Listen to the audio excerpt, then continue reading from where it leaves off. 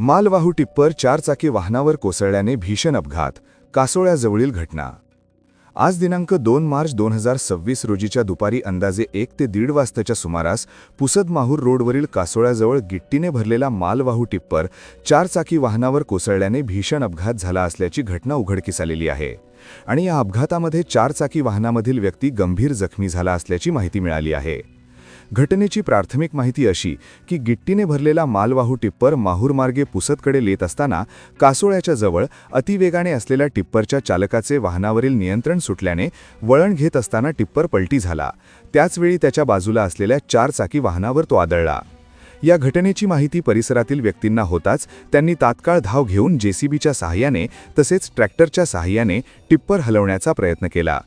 या संपूर्ण घटनेचे दृश्य व्हिडिओच्या माध्यमातून आपल्या सर्वांना दिसत आहेत।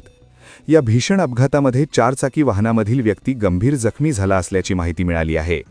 लवकरच घटनेसंबंधी अतिरिक्त माहिती चॅनलच्या माध्यमातून आपल्यापर्यंत पोहोचविली जाईल। त्याकरिता आत्ताच आपल्या चॅनलला सबस्क्राईब करून बेल आयकॉनवर क्लिक करा आणि बघत रहा द टाइम्स ऑफ पुसद। धन्यवाद।